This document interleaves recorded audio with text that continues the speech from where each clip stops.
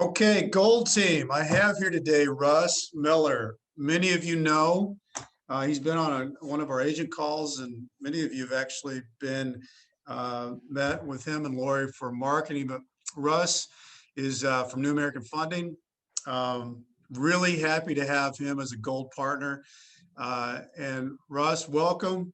Happy to have you today. Um, we were just talking before we started the interview about the craziness of the market. But Russ, how did you get into this crazy world of the lending world? Crazy world, right? Right. Crazy I guess we all world, have to be a little crazy to be in this business these days. But what better time than right now, right? really, to be in the business? But yeah, thank you, and thank you to everyone on the call for having me. So about 28 years ago now.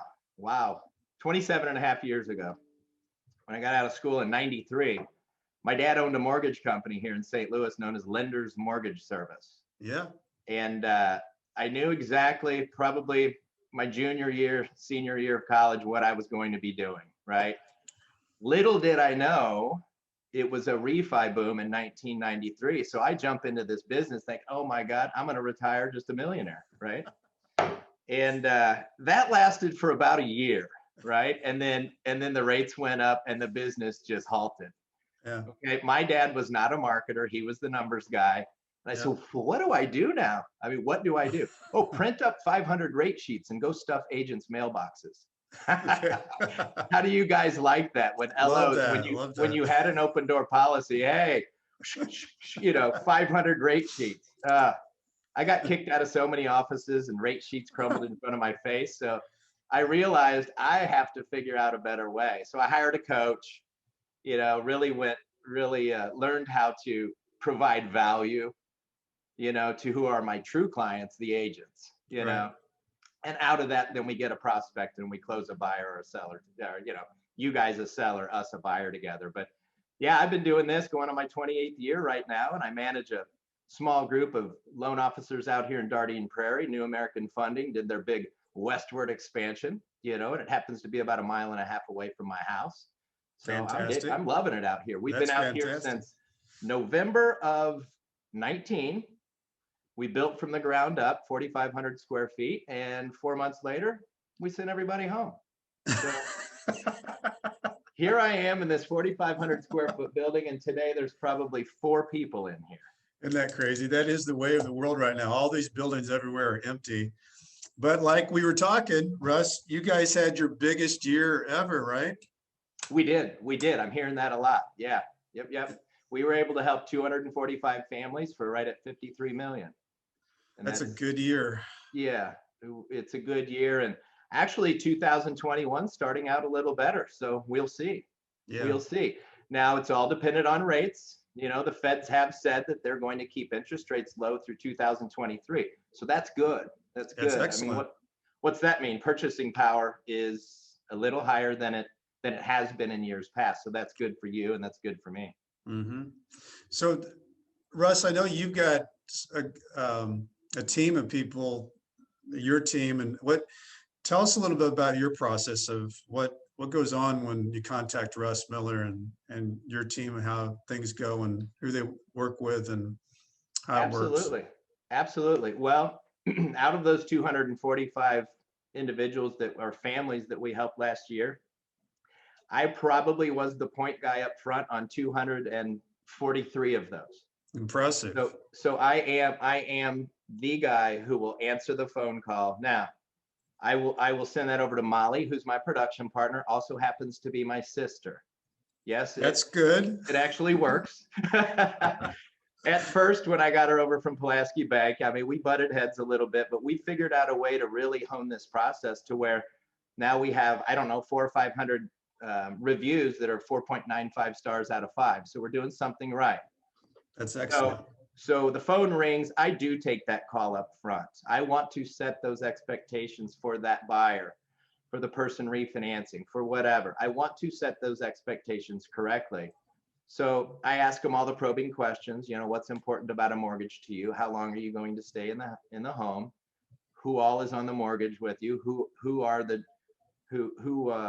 decision makers within this? So I mean, I can probably figure out and send them a loan estimate within 15 to 20 minutes. Okay. And right when we're on the phone, right then and there, I say, hey, are you at your computer? If they are, great. Hey, open up this Excel spreadsheet I just sent you. Let's go over these numbers. And it's really nice because I'm a visual person. I have to see things. And I think it really helps and it aids, those folks in determining what loan programs or what is their comfort level. People Yeah. don't know what they don't know. I mean, Right. they just don't. I do mortgages. I do, 20, 30 of them a month. These people might do 4 or 5 in their lifetime, Good point. So yeah, so I too was a first time home buyer at one time. So I slipped my first time home buyer shoes on and treat them the way they really need to be treated, answer all their questions. So right then and there, we go over the loan numbers. I might send them 1, 2, or 3 scenarios based on their request. And do you fully understand this, Mr. or Mrs. Smith? Yeah, I do. Thank you. This really helps. I said, well, I'll tell you what, I'm going to tie you into an email right now with my production partner, Molly, and she's going to send you a needs list of information to get uploaded into our loan portal. Now, that is if they've already filled out an online application, okay? Right. And again, I'll put that in their court. Do they want to do the application over the phone? They want to go online, or do they want to do it in person? And we're obviously seeing a lot of less in-person appointments right now. So more often than not, they're going on my online application, which is a secure application. They fill that out. That's when I then run their credit, call them, send them that spreadsheet. They feel warm about it. Said, hey, I do the eloquent pass off. I just don't dump them off on my team and, hey, there you go. I'll see you at closing, maybe, I say, hey, I am always your point person. If you want to reach out to me, you call me first, but you're going to hear me put on my headset and call the experts, which is Molly and Carrie, my teammates, who then take that over from there.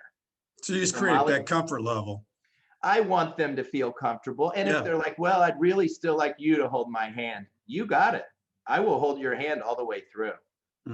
You can always email me and CC Molly, or you can always call me first. Okay. I may not have the answer for you right away because, quite frankly, like I said, the experts now have it, which are my production partner and my dedicated processor, Carrie. Right. So, and both of those two have won the loan officer assistant of the region and processor of the region in the past. Wow. So I'm proud to say superstar team. I've assembled a superstar team. Yeah, I'm very proud of what we've accomplished over the last several years. So some of the things we were talking about before we got on, one of the hot topics in the world of real estate right now and home ownership is the forbearance guidance. Can you kind of let us know a little bit more about how that's working right now, Russ? Yeah, I know it's very unfortunate. So, well, it's fortunate and unfortunate that we can offer, forbearance agreements, right? Right. I always tell folks we're in the business to keep you in your home, not to take it away, like especially at closings, which I try to attend all my purchase closings, but now with curbside closings, it's been a little odd. But I'll always tell folks, hey, bad things happen to good people all the time. And, if you lose a job or you're ill or what have you, and you can't make payments, we're going to do what we can to keep you in the home. So the media did a horrible job back in, I want to think, March, when forbearance first came about. Hey, call your lender, go on forbearance. You don't have to make payments ever again. Whoa, wait a minute, news. Somebody has to make a payment. Right. We still have, we still have to get paid. So the forbearance agreements really go as such. So if an individual filed a forbearance, and I'm going to read a little bit, but if they filed a forbearance, continued to make their payments, then the borrower is immediately eligible to do a new home purchase. But most people don't file a forbearance and continue to make payments. Right. So borrower enters into a forbearance, and the servicer or the mortgage company or the servicer goes into a forbearance with us. The servicer chose not to make the payments. That's typically what most people do. Right. That's why they're going in the forbearance. They're going in the forbearance. They've hit a hard spot. So two things then. They either have to catch up all the payments, which is tough to do, right? Most forbearance agreements are 3 to 6 months. You have $1,000 mortgage payments 3 months later. you owe $3,000 plus your current month. That's $4,000. That's hard to do. Mm-hmm. So some of them do it though. I have a client right now that's refinancing. He was in forbearance with another, I think Mr. Cooper or something like that, the old Bank of America. Sold a lot of those to Mr. Cooper. He was, I think, only got about 2 months behind. So he's paying 2 months plus his third month to go current, and we're refinancing. He's saving him several $100s. Okay. The biggest option, or the most popular option, is they do a forbearance agreement. They don't make the payments. They can't afford to catch up and make all the payments at one time. So they go into a repayment plan. Mm-hmm. Okay. That's your current mortgage payment plus a few extra dollars on top of that until you're caught up. Okay. All right. Once they've proven that they've made 3 consecutive on time payments in that new agreement, then they're eligible. Okay. Okay. So then they're eligible they could then sell their home. In your case, they could then sell their home and buy a new home because the new mortgage company would allow that, being that they fulfilled the obligation on that repayment plan. What I would say to your agents, or talking to your agents, is it's so important to get that pre-approval up front and be speaking to a loan officer who will dig that deeply, ask all those probing questions to find out if you're sending me a prospect. Say your agent just listed a house. Mm-hmm. They heard, oh, well, wait a minute, you might need to talk to Russ. Let's get your credit run. Let's talk to him in more detail about your forbearance, and then he can give you the guidance. If that's the case, I might have to say, hey, hold off on listing for a couple months. Right. We don't want them to sell and then be displaced or have to go to temporary housing if they were trying to do a simultaneous close, Mm-hmm. So yeah, the most prevalent is they've been going into a forbearance agreement, not making the payments, and then either having to make the one lump sum payment or go back into a repayment plan. And once we see 3 consecutive payments on that repayment plan, then they're eligible for a new mortgage. Okay. So do you see most people getting free of that? Do you see the 3 consecutive on-time payments to be able to qualify to move forward? So it's really just starting, because Yeah. most forbearance plans went into the 6-month one, and those all started back in April and May, right? Yeah. So now they're just coming up. We're really just seeing those 6 payments. I just read a headline that I was telling you about this morning. Yeah. Forbearance plans increased in January, so it's going nowhere. We don't know with this new strand, of COVID that's supposed to be a little stickier and maybe a little more, a little worse. What may happen? Businesses may not open at the rates we're trying to. Schools may not open at the rates, and what's that going to do? We don't know yet. I don't think anybody knows. The whole thing with getting the vaccines out, I think, obviously getting the older ages vaccinated is going to help on the death rate, but the infection rate, if you get that new strand going, how do you know if the vaccine is going to be effective enough? All those open questions all affects everything that goes on and everything that's happening. It does. Yeah. We just don't, we have an idea of how it'll go, because last spring, it was crazy. I mean, COVID, we didn't know. The markets were in turmoil. I mean, we saw interest rates go from 3% to 4.75 overnight.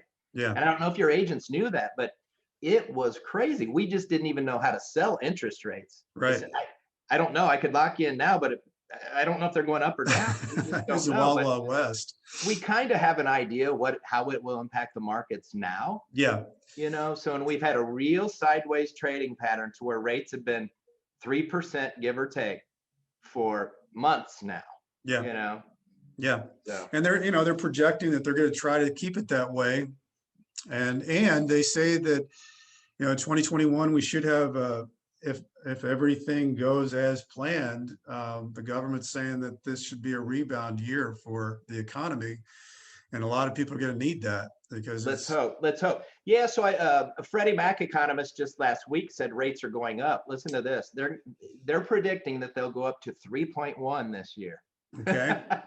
I mean, isn't that funny? Oh my God. That is funny when you think to 3.1%, oh my God. And then they said 2023, they're thinking maybe mid 3s. So we're really, or 2022, excuse me. Yeah. So we're really poised to have really, really good. No, and we can live in that world. I could totally live in that world. Yeah. Totally live in that world. Yeah. Purchasing power's pretty nice there in those at the 3% range. You were mentioning, Russ, the FHA mortgage insurance. What were you hearing about that? Well, back when HUD was the insuring agency for FHA. So back when HUD was supposedly going broke back, I don't know, 7 or 8 years ago. Mm-hmm. So FHA used to drop the mortgage insurance after X amount of years. Right. Well, now they'll do that now, but the guidance there is if you only put 3.5% down, which I want to say, I don't know the ratio, 98% of the borrowers are only putting 3.5% Sure. down. Right, because they can.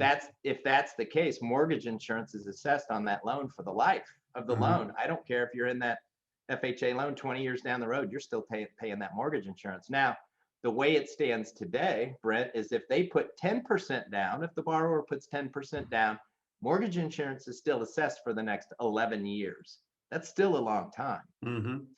So I heard just as recently as yesterday, they're talking about dropping, at minimum, dropping the monthly mortgage insurance factor down to 50 basis points as opposed to 85. So it's almost dropping that monthly mortgage insurance in half. And then they're also talking about going back to the old way, that once the borrower is at a certain equity position, that they'll drop the mortgage insurance. So that's good news, because there are a lot of buyers taking advantage. No, that affect a lot of people. The FHA. Yeah, absolutely.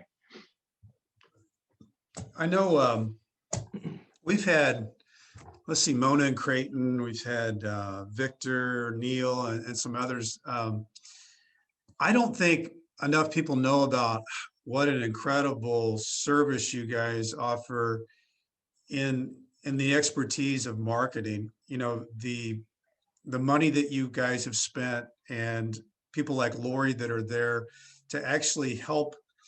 And it makes sense, because, you know, if our agents can be better at marketing themselves, and then they give you the opportunity to take a look about what they're bringing to the table, it all makes sense. But you guys, can you talk a little bit about that, Russ, on what you guys offer, what you do? Because Mona, we were on an agent's call. She said it was the best hour and a half she'd spent in years.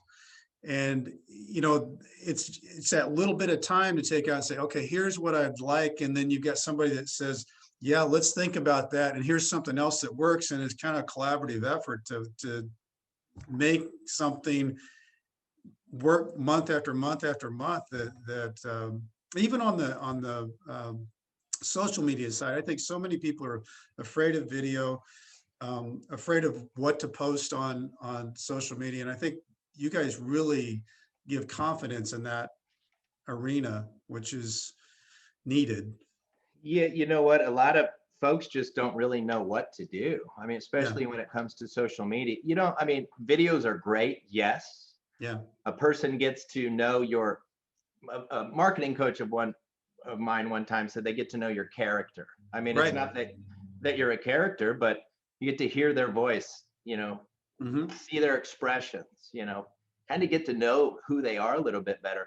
And it doesn't have to be some high polished, high produced thing. It could be, I started out doing videos in my car with the dash cam kind of thing, and driving along talking about a first time homebuyer program, right? You know, and then just throwing that out on on Facebook. And I get a lot. No, it doesn't have to be perfect. It just has to be something that people like to watch.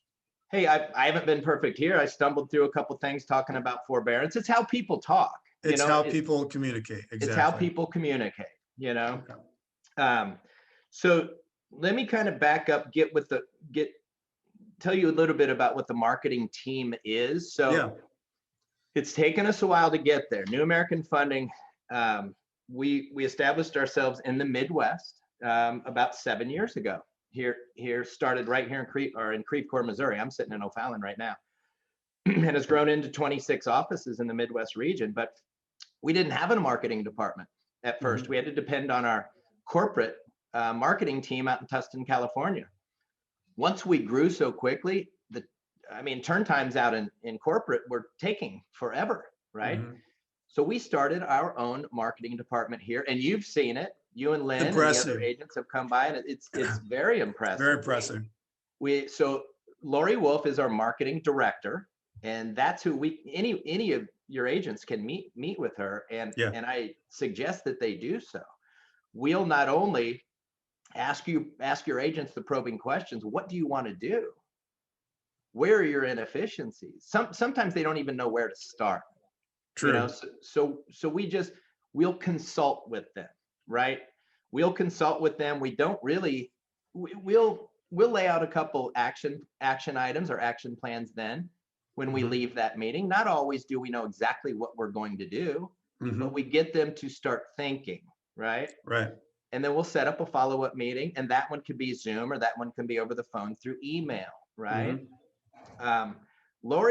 Lori is really good in asking all those probing questions, and then she turns it over to her team of experts. She's got our graphic design artist. I think Alex has been on a couple calls with us.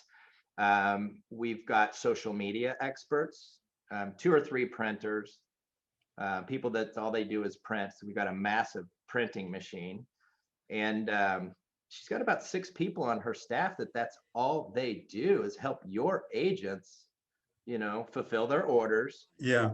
Help them with everything. Oh, we've got a videographer on the team too. Right. Miles, he's a graduate of Webster Groves, and that's what he went to school for. Right. So we'll do everything from simple flyers. Agent says, "Can you do open house flyers?" I'm like, well, yeah, we can do an open house flyer and so much more. Open house flyers, door hangers. More importantly, consulting with your agents on setting up a game plan for the next quarter. Yeah, I think that's the big thing, Russ, is that whole game plan setup that you guys do really makes the agent feel good that I've got something in place. I have a plan. And that's what we'll do. We'll literally then take an hour or 2 hours mapping that next 3 or 4 months out. So guess what?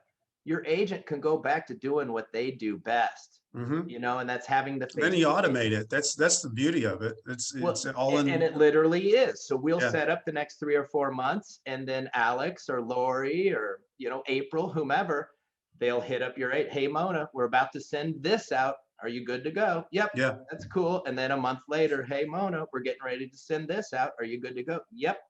And then 3 months later, we're getting together. We're figuring out the next 3-month plan. That's and a lot of this comes free of charge.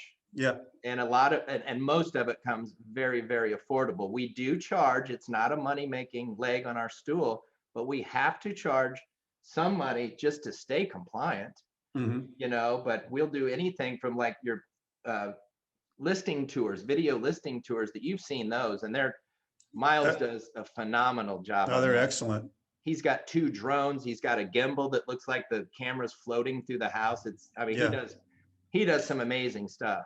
Well, and the thing about that is that over 90% of the people, if they're looking for a home, they're going online first.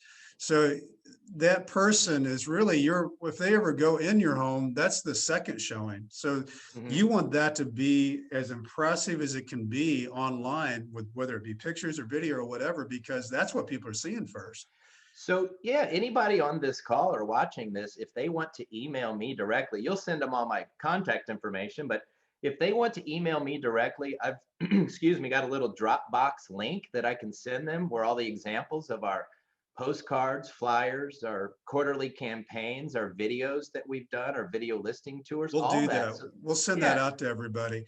The other thing that we talked about, Russ, that while we're on this interview, I think just it's happening as we're talking, but we discuss value items of things that agents are running into, and being able to email. What we were talking about is email me. I send that to you. You take that and create the response back, and then we throw that back out there in video form, so that those things are answered in a way that we just keep walking through the year as things come up. I would absolutely love that. Yeah. Like for instance, I have agents call me all the time. Hey, can we do this? Can we do that? They just want to know enough. I just want your agent to know enough Right, to get their hooks in the prospect and get them over to me so I can advise them correctly and set their expectations correctly. Like I told you how we do that. right. And if your agents have questions throughout the week, they could email me directly or email you. You compile that list throughout the week.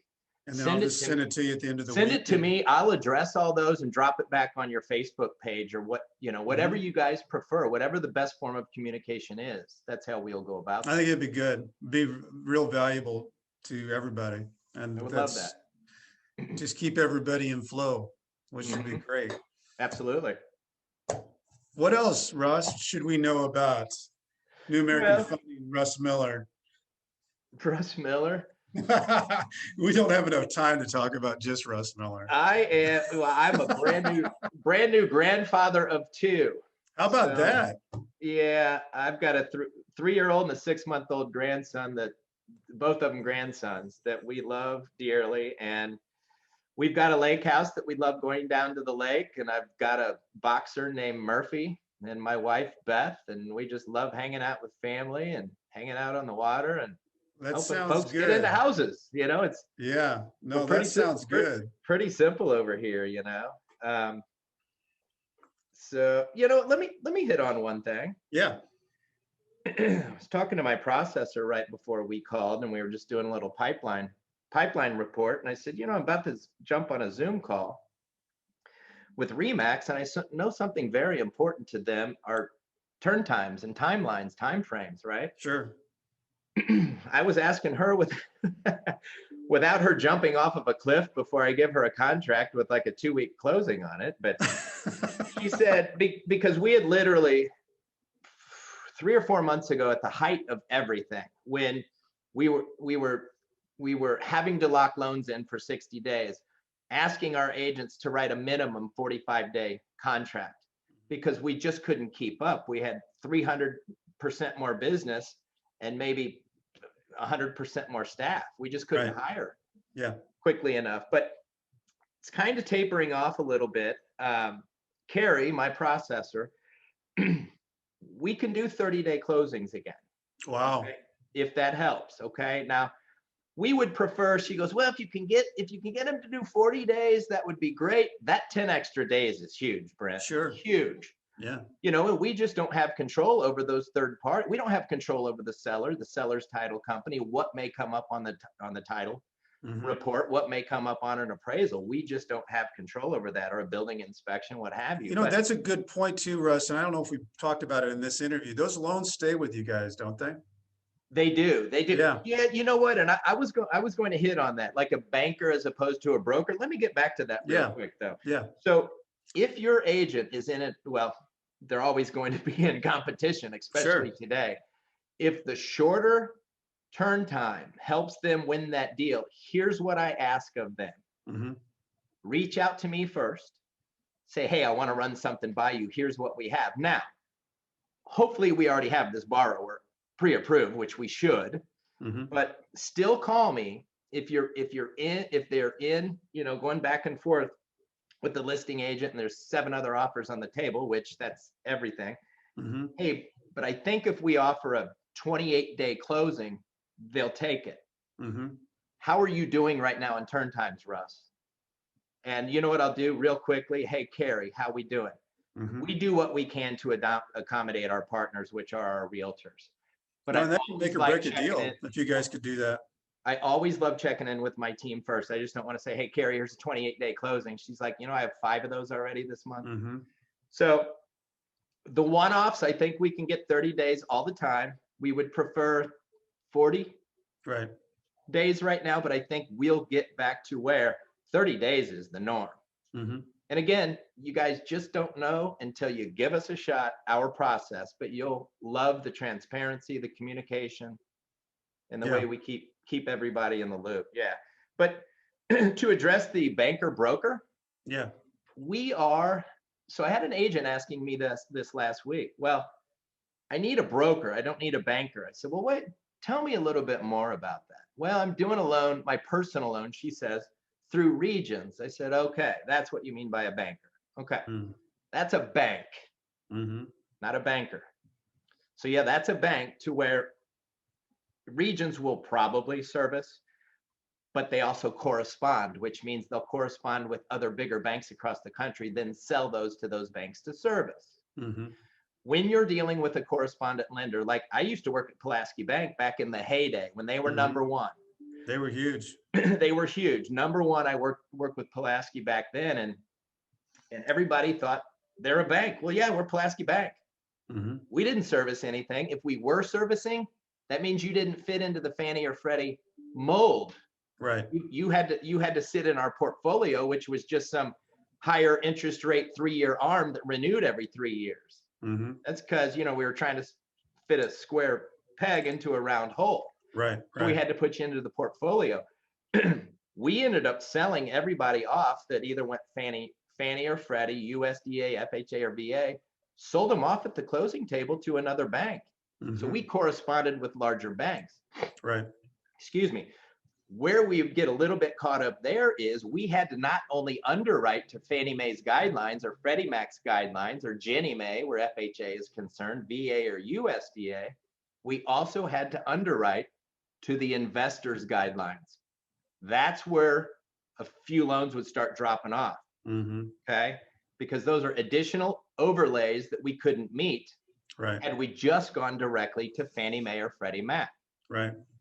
Here at New American Funding, we deal directly with the agencies, Fannie, Freddie, Ginnie, USDA, and VA. We do broker out all the jumbos, anything over 548 and change. We do have to broker those out to other investors who will then service those. What's nice about that is less overlays, right? If we get that desktop underwrite, which is a Fannie Mae automated approval, our LP accept, which is loan prospector, Freddie Mac approval, and it says we need a pay stub and a W-2, guess what? We get a pay stub and a W-2, and that's all it is. Now, the clients will get about 3 weeks after we close a letter saying you have been transferred to Fannie Mae or Freddie Mac, but I let them know that. Right. We still retain the servicing. So when I started 7 years ago, we had a $9 billion servicing portfolio. Might sound big, but it's really not. 7 years later, we're approaching 40 billion. Wow. That's how quickly we're growing. And that means we don't sell anything. We retain it all. You know, another cool thing, Russ, that I remember seeing that I don't see a lot of anywhere is that the agent's picture actually shows up on the statement. And man, keeping somebody top of mind, that's a big deal. I've got a lot of mortgage statements right here because I'm refinancing a ton of my clients. And if I have one, yeah, here you go. So that's the monthly mortgage statement. And you'll see there's me and there's one of my that's agents huge right there. Every single month. Yeah, it's just top of mind, right? That's huge. No, and you try so many different things to stay top of mind, but wow, that's every month. And you know it's going out every month and they're seeing it every month because it's their statement. It's a big deal. Even if they elect to go green, I've got the sun coming in about now, but even if they elect to go green and they just get it emailed to them, guess what? It's also on there as well. And those opening rates on the emailed mortgage statements are 100%. Exactly. So, yeah, we could talk more. You've been in our marketing presentation. We don't have enough time for that right now, but I do want them to know that you guys really have a professional, well thought out experts that are in that department that they can really automate you into a whole program and give you confidence that you're doing the right thing. And that's such an important thing this day and age, to be thinking that you've got a plan, you're doing the right thing. All you got to do is get it in place. It's hard enough not having enough inventory, right? Yes. So hard enough for that. We're trying to help agents do whatever they can to scratch up a deal here and there with additional marketing efforts. Russ, thanks so much for spending the time with us. These agents are going to love hearing all the information you gave today. And we'll keep this going. We'll make you the resident expert of everything that agents need to know, and we'll sweep those up every week and see what you can do with it. I would love that, Brent. I really appreciate it. Thank All you, right, guys. we appreciate you.